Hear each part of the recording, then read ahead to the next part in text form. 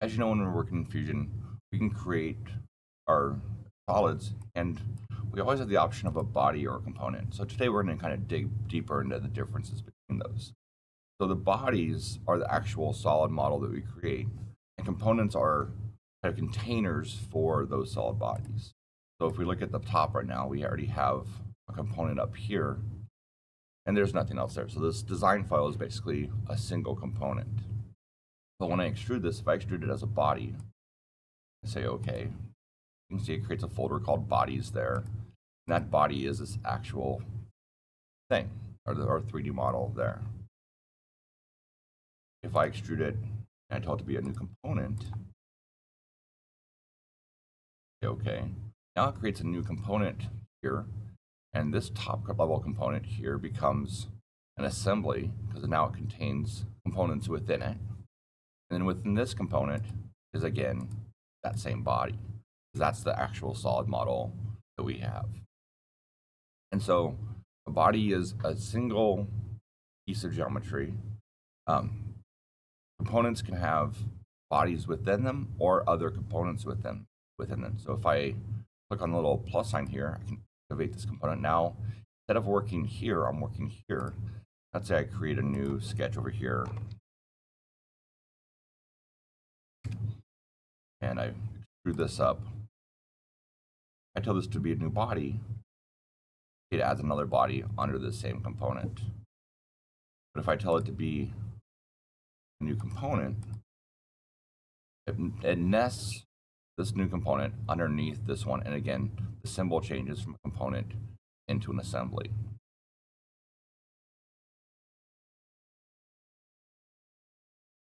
I'm going to get out of that. So if I have a component here and I want to copy this component, so if I go to move and copy here, you'll notice that by default it's selected body. So if I pick on here, I'm picking the body. And if I tell it to create a copy and I drag it, I've actually created a copy of the body within that component. But if I want to just reuse this whole thing, that's not what I want to do. I want to create a copy of that component. So when I can go to move and copy components, pick it, so make sure I pick it here. It's not going to let me do that because it's grounded. So if I unground that from the parent and try that now I can pick it. I can tell it to create a copy. And still not going to let me because this is the same component that's activated. So I need to go up here and activate this one and do it. So components, grab that.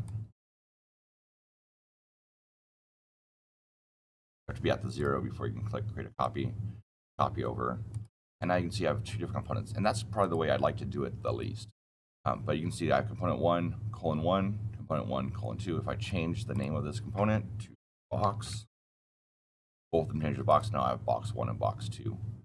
My preferred method of copying a component is just to click on it here, either right click, copy and then paste, or Control C, then Control V. I can place it where I want and say OK.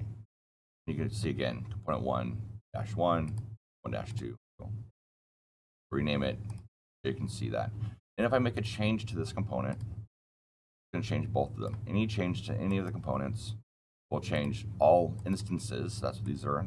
They're instances of that same component. See, doesn't matter which one I add it to it, it's still over. If I go in and activate that component, I can see just the things that are contained in that component. So all these features were used to make that, but the sketches are still up underneath the parent. But now if I do a new sketch here, I make a cut here.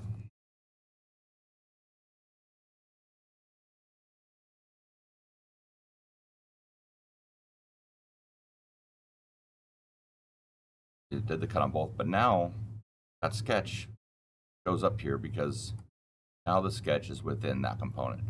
So if you're working with things, you're going to be making a large assembly. Sometimes it's easier to make your component and activate it and then do all the work within that component so that everything kind of stays bundled up in that package there.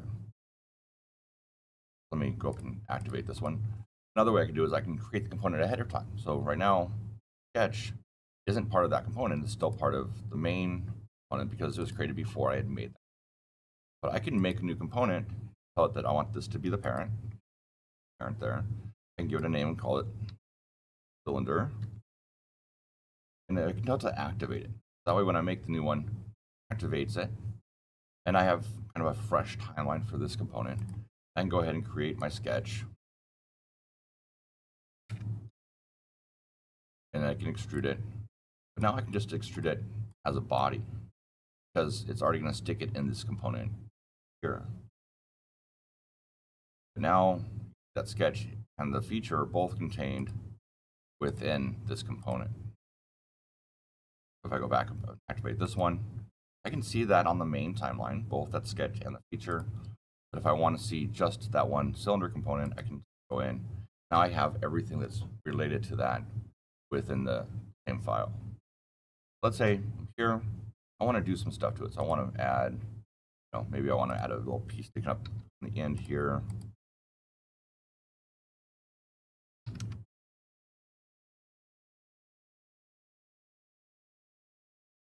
A little nub there. And ooh, I want that on the other side also. So I didn't make this centered on it, so I'm just going to make a mid-plane real quick. Then I'll mirror that feature down to the bottom. Again, once again, pick all kinds of things, but on mirror the feature, grab the last extrude, across the mirror plane, and there I have that. But let's say I want to have a couple different versions of this. They're all basically the same, but they might have some different things on them from this point on. So what I can do is make another new component. And I want the parent not to be this one, but the parent to be here.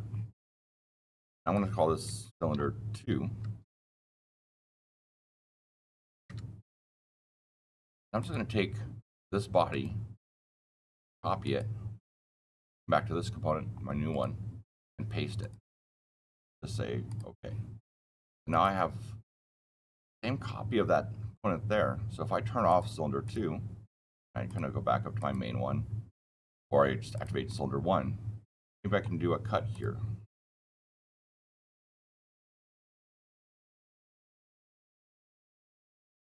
Vertical, and I want to go from there to the other side.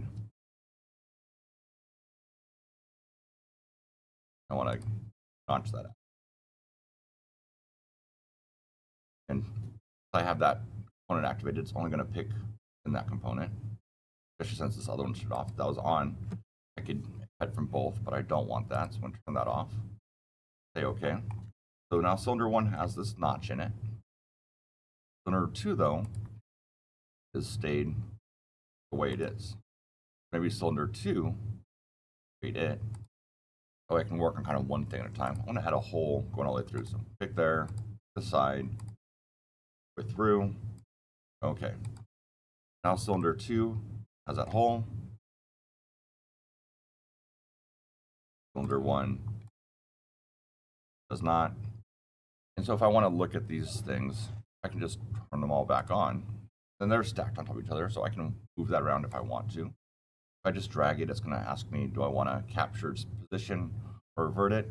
Usually, I'm not going to worry about this. I'm just going to revert it. If I want to move it, I'm going to use a mate or a joint to move it. Maybe I turn off cylinder 1 so that way I can tell it cylinder 2 to go there. I want cylinder 1 to go there. Right, so now I can have those two different things going on there. And of course, I can turn off that construction plane. That construction plane was created while cylinder 1 was activated. It stuck it there, not in the main folder. So it kind of helps organize all of that stuff. If I want to make, so while I'm working on that, if I want to make I want to use the same exact thing, but twice, it's just copy it and do a new joint to put it where it needs to be.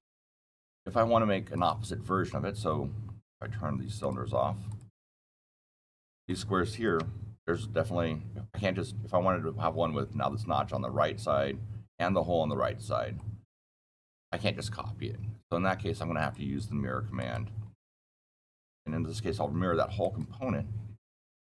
Grab that whole component there, so making sure I hit component. And pick a mirror plane. I'm just going to pick this so I can get one over here somewhere. Say OK. And now you can see I have a right-hand version and a left-hand version of this part. If I make any changes before the mirror, so if I go back time before the mirror sometime, and I make a change to that, fill it back here, and I go after the mirror, that translates through. If after the mirror I make changes to one of them, but here, it only affects the copies and not the mirrored one. Same way, I can make a change on the mirrored one, that's not going to go back and affect preliminary one.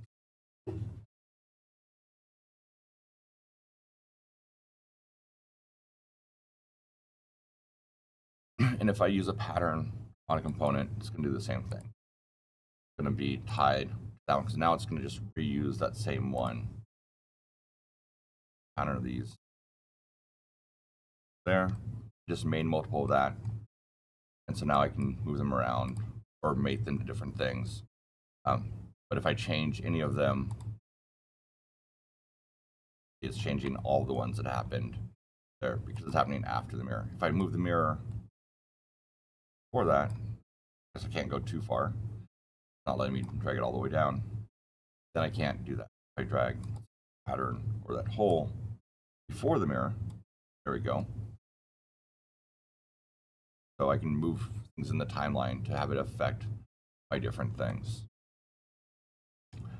If I need to create more than one copy at a time, I'll usually just do a pattern because now these things, they can still move. I can add other joints to them as needed. So I can make there to there.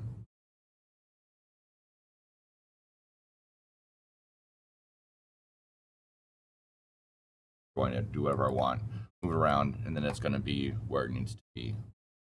So in order to get in and know kind of how you're working with the actual body itself and then the components, and even later on we can put multiple components within one component, so kind of move groups of things together that are related to each other.